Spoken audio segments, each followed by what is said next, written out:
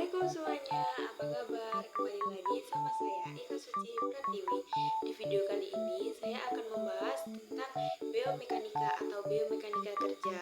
Sebelumnya, video ini merupakan video lanjutan dari video praktikum 1, 2, 3, 4, dan 5. Untuk penjelasan lebih detailnya, jangan lupa tonton videonya sampai selesai ya. Jangan lupa juga untuk di like. Selamat menonton semuanya. Saya Ika Suci Pratiwi dengan NIM 12300230027 dari Prodi S1 Kebidanan semester 2 kelas A dengan dosen pengampu Ibu Ima Kurniastuti dan dosen BJMK mata kuliah Fisika Kesehatan yaitu Ibu Lailatul Kusnuriski. Di video kali ini saya akan membahas tentang pengertian biomekanika atau biomekanika kerja. Yang kedua yaitu ada jenis biomekanika, yaitu ada dua, yaitu general biomekanik dan occupational biomekanik.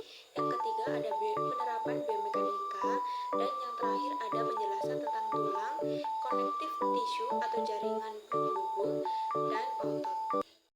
Topik pembahasan yang pertama yaitu ada pengertian biomekanika atau biomekanika kerja. Biomekanika sebagai penggunaan kaidah fisika dan konsep teknik dalam menjelaskan pergerakan tubuh manusia dalam aktivitas kesehariannya. Definisi ini sekurangnya menjelaskan bahwa biomekanika bersifat multidisiplin ilmu yang memanfaatkan keilmuan fisika, fal tubuh, dan perilaku manusia atau behavioral science. Banyak gangguan pada manusia yang disebabkan oleh aktivitas atau seperti pekerjaan, olahraga, dan lain-lain dapat diinterpretasikan dan dicarikan solusinya dengan menggunakan pendekatan biomekanika. Sedangkan pengertian dari biomekanika kerja dapat diartikan sebagai keilmuan yang mempelajari interaksi fisik antara pekerja dengan peralatan, mesin, dan material, sehingga dicapai performansi yang optimal dari pekerja dan meminimalisasi risiko terjadinya gangguan muskuloskeletal. Nah, topik pembahasan yang kedua yaitu ada macam-macam biomekanika. Dibagi menjadi dua, yaitu general biomekanik dan occupational biomekanik.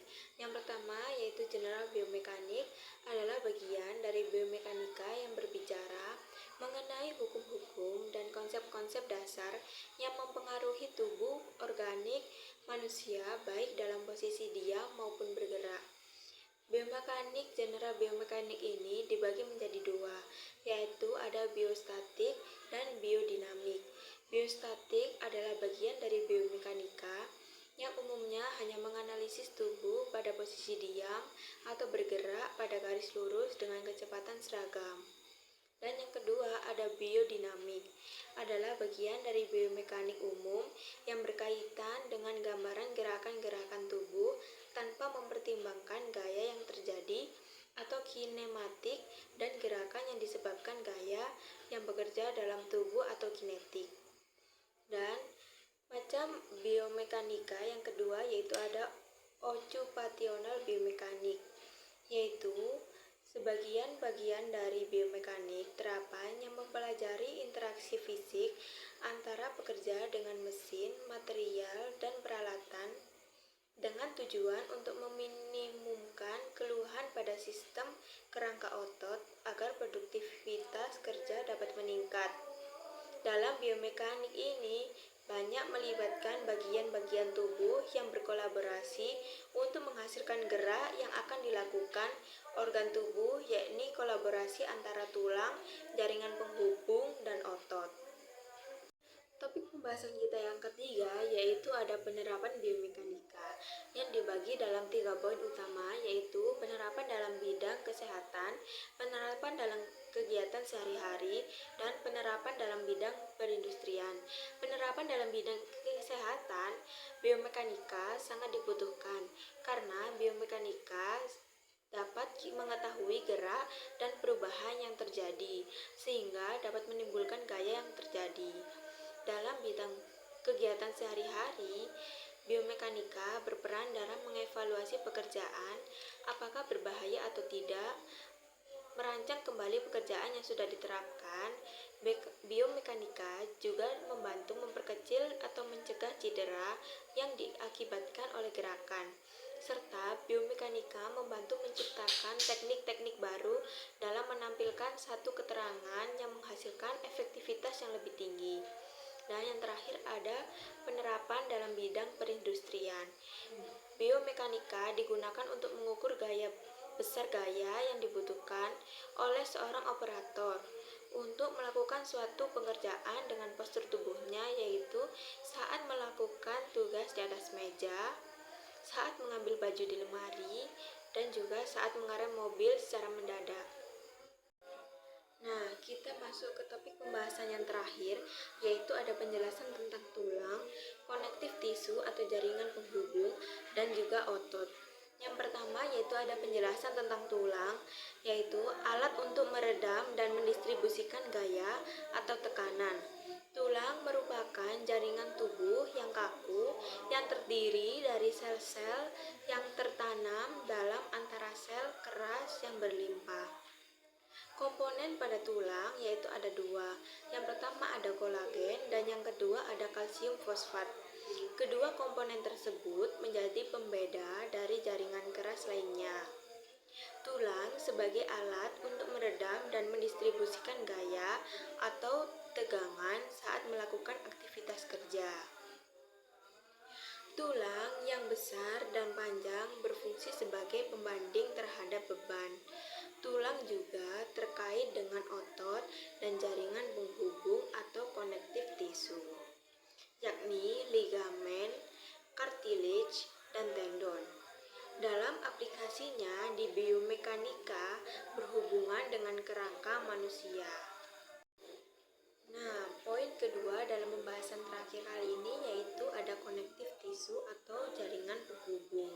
Yang pertama ada cartilage, sambungan yang berfungsi dalam pergerakan relatif kecil.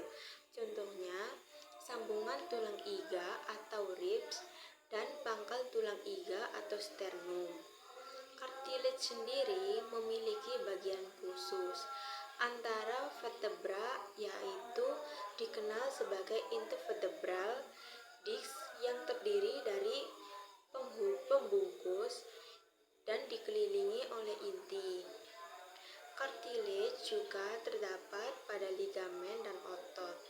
Gerakan yang relatif kecil pada setiap ruas mengakibatkan adanya fleksibilitas tubuh untuk membungkuk, menengadah, dan memutar.